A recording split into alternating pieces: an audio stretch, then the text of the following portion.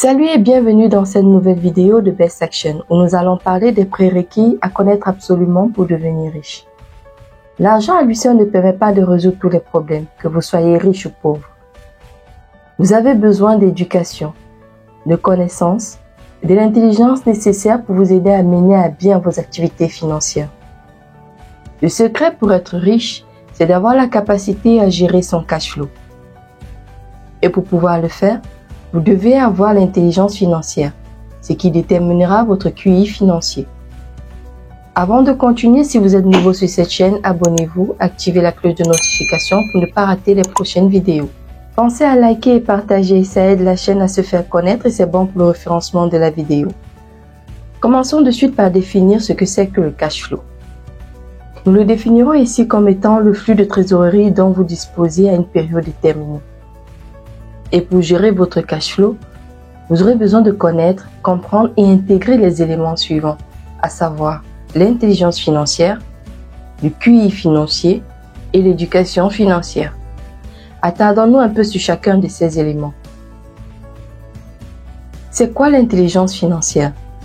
Communément, il se définit comme étant la capacité à gérer votre flux de trésorerie ou cash flow. Cette définition est un peu restreinte, car de cette manière, elle se concentre sur la gestion minime d'argent, celui d'un ménage ou de l'argent de poche par exemple. Entrons un peu plus en profondeur. L'intelligence financière ou littératie financière, c'est la compréhension et l'utilisation de diverses capacités financières, telles que la gestion des finances personnelles, la budgétisation et l'investissement.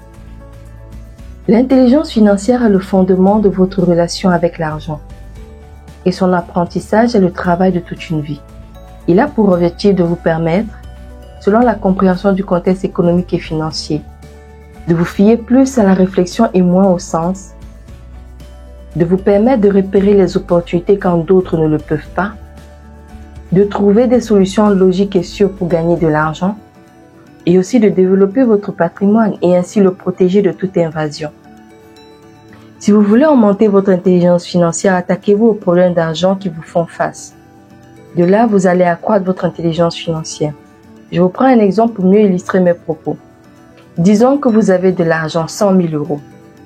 Mais au lieu de prendre le risque de l'investir et d'accroître votre intelligence financière et de là votre compte bancaire, vous décidez de le stocker dans un compte en banque où il ne vous produira que très peu d'argent car étant indexé à un taux d'intérêt. Passons maintenant au QI financier, en d'autres termes, quotient intellectuel financier. C'est l'ensemble des méthodes mises sur pied pour élever son intellect financier en se servant des biens acquis pour se faire des entrées d'argent. Il vous amène à ne plus dépendre d'un salaire, mais des revenus provenant des avoirs dont vous disposez. Comme mentionné dans ce livre Robert Kiyosaki, Augmenter l'intelligence financière, il a répertorié 5 QI que je vous développerai dans la prochaine vidéo.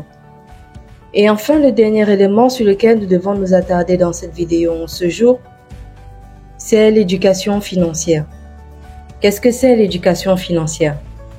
L'éducation financière est considérée comme un processus par lequel des consommateurs et ou investisseurs qui, premièrement, améliorent leur connaissance des produits, concepts et risques financiers, acquièrent au moyen d'une information, un enseignement ou un conseil objectif, les compétences ou la confiance nécessaires pour devenir sensible aux risques et opportunités en matière financière, faire des choix raisonnés en toute connaissance de cause, savoir où trouver une assistance financière, prendre d'autres initiatives efficaces pour améliorer le bien-être financier. C'est la clé de la réussite financière. Il est important de commencer à l'étudier plus tôt. Ceci facilitera votre insertion dans le monde des affaires. Il est important de connaître le mécanisme et les rouages des finances dans le monde dans lequel nous vivons, ce qui nous amènera à déceler les opportunités financières et parallèlement dévier les risques.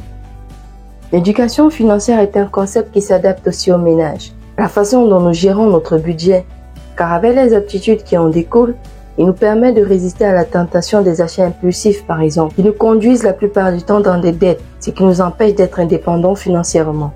Il faut savoir à la base que tout investissement a pour but la maximisation des gains et l'élimination des pertes. C'est par l'éducation financière que vous apprenez à connaître les règles de jeu de différents investissements et saurez ce qui convient au mieux pour vos objectifs financiers. Ça pourrait être des achats d'actions d'entreprise, des biens en location, la création de start-up, chacun de ces éléments ayant des avantages et des risques liés à leurs particularités, dont les connaissances reçues de par votre éducation financière vous permettront de gérer ce qui facilitera votre réussite.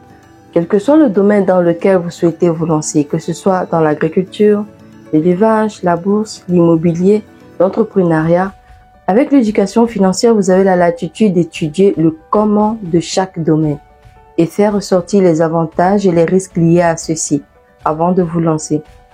Et ce n'est pas tout. Si vous souhaitez aller plus loin, vous devez maîtriser les rouages du système bancaire en ce qui concerne les impôts, les taxes, ainsi que tout ce qui est relatif aux investissements. Ceci relève de la culture entrepreneuriale qui est une autre branche de la culture financière.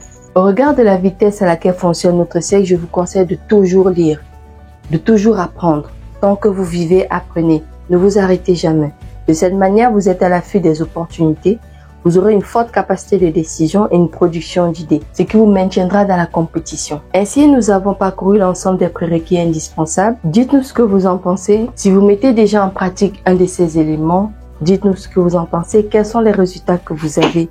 Likez, partagez et surtout abonnez-vous à la chaîne pour ne pas manquer les prochaines vidéos. Quant à moi, je vous dis à la prochaine.